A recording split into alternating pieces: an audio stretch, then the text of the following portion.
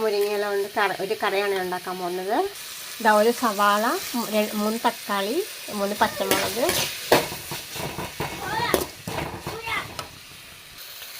മുളക് പൊടി, മഞ്ഞൾപ്പൊടി,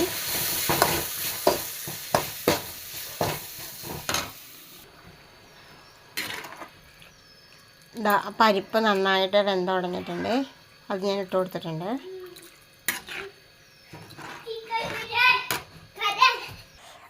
ഒരു മുറി തേങ്ങ ചിരവിയിട്ടുണ്ട്. കുറച്ച് കുരുമുളക്, കുറച്ച് ജീരകം.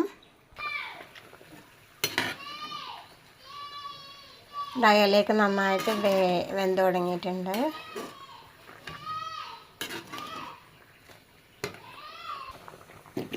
ഇലയൊക്കെ വെന്തതിലോട്ട് നമുക്ക് തേങ്ങ കൂട്ടി കൊടുക്കാം. എണ്ണ, കുറച്ച് കടുക്, കുറച്ച് വെളുത്തുള്ളി മാത്രം താളിച്ച് കൂട്ടിയിട്ടുണ്ട്. ഹായ് ഫ്രണ്ട്സ്, എല്ലാവരും സുഖമായിട്ടിരിക്കണമെന്ന് വിശ്വസിക്കുന്നു. ഞാനിന്ന് തക്കാളി കൊണ്ട് റെസിപ്പിയാണ് ഉണ്ടാക്കാൻ പോകുന്നത്. ഒന്ന് ലൈക്ക് ചെയ്യണേ, സബ്സ്ക്രൈബ് ചെയ്യണേ.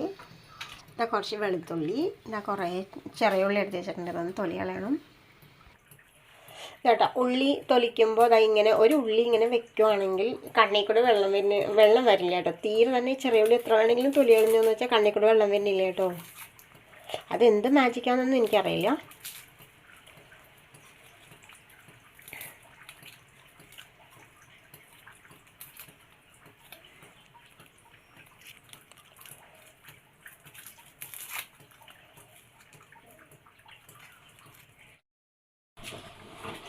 ഈ തക്കാളി ഒന്ന് കട്ട് ചെയ്തെടുക്കണം.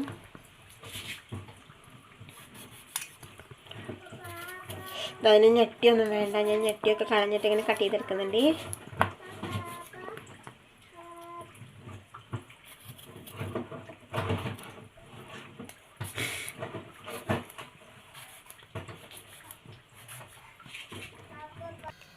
കുറച്ച് ഓയിൽ ഒഴിച്ചു, കടുക് ഇട്ട് കൊടുത്തു, ഇതൊക്കെ ഇട്ട് കൊടുത്തു. ഇഞ്ചി, വെളുത്തുള്ളി, പച്ചമുളക്, മുളക് പൊടി, മഞ്ഞൾപ്പൊടി, മല്ലിപ്പൊടി, കറിവേപ്പില. ഇതിലോട്ട് തക്കാളി ഇട്ട് കൊടുക്കുന്നുണ്ട്. പാകത്തിനുള്ള ഉപ്പിട്ട് കൊടുത്തു.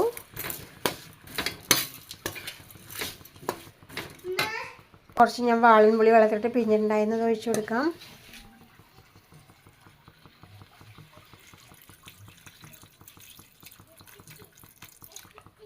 ഇതെല്ലാം കൂടി നന്നായിട്ടൊന്ന് വേവിച്ചെടുക്കുക. ഒരു കപ്പ് ഞാൻ റവ എടുത്തിട്ടുണ്ട്. വറുക്കാത്ത റവയാണ്. ലേശം ഉപ്പിട്ടിട്ട് ഇതൊന്ന് നനച്ചെടുക്കണം, പുട്ടിന് പോലെ. ലേശം പാകത്തിനുള്ള ഉപ്പ് മതിയാവും. നന്നായിട്ടൊന്ന് മിക്സ് ചെയ്തെടുക്കണം എല്ലാവിടെയും.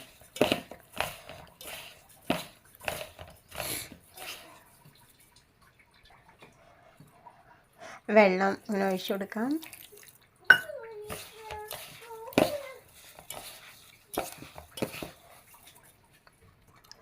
തേങ്ങ ചിരവി, അവയിൽ ഞാൻ കുറേ എടുത്തിട്ടുണ്ട്.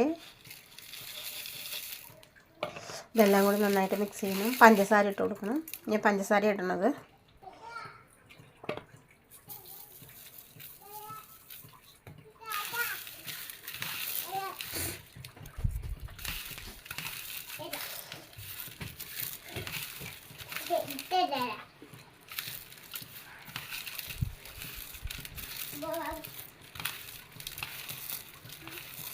ലേശം വേണമെങ്കിൽ ചൂടുവെള്ളം ഒഴിച്ച് കൊടുക്കാവുന്നതാണ്.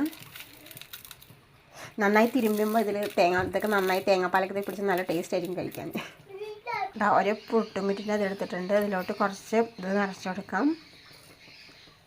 കുറച്ചിട്ട് കൊടുത്താൽ മതി. ബാക്കി ഞാൻ ഈ മിക്സാണ് ഇട്ട് കൊടുക്കുന്നത്.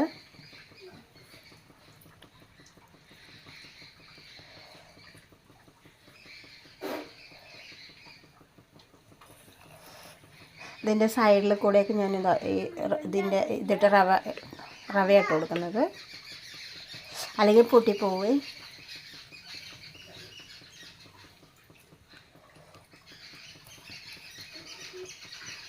റവ ആയതുകൊണ്ട് അങ്ങനെ ഒട്ടിപ്പിടിച്ച് നിൽക്കും. അരിപ്പൊടി ചിലപ്പോൾ ഇത് പൊട്ടിപ്പോകാൻ ചാൻസ് ഉണ്ട്.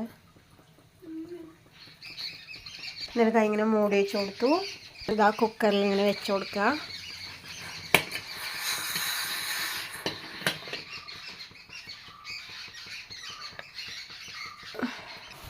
ഇതാ നമ്മുടെ പുട്ടിങ്ങനെ എടുത്തിട്ടുണ്ട്. ചൂടോടെ കഴിക്കാൻ നല്ല ടേസ്റ്റ് ആയിരിക്കും കേട്ടോ. ചൂടാറുമ്പോൾ അത്ര നന്നായിരിക്കില്ല.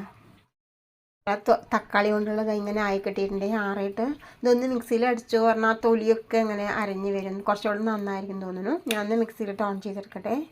ഇതാ മിക്സിയിലിട്ട് അരച്ചപ്പോഴത്തേക്ക് ഒന്ന് ഓൺ ചെയ്തെടുക്കുമ്പോഴത്തേക്കും ഇതാ ഇങ്ങനെ കിട്ടിയിട്ടുണ്ട്. കുഴപ്പമില്ല കേട്ടോ, ഇങ്ങനെ മതിയാവും. അപ്പോൾ കുറച്ചുകൂടെ കഴിക്കാൻ നല്ല ഒരു സോഫ്റ്റ് ആയിരിക്കും. ടേസ്റ്റും ഉണ്ട് കേട്ടോ കഴിക്കാനായിട്ട്. എടുത്ത് വെച്ചിട്ട് അച്ചാർ പോലെ ഉപയോഗിക്കുക. ഫ്രിഡ്ജിൽ വെക്കേണ്ടി വരുന്നു മാത്രം.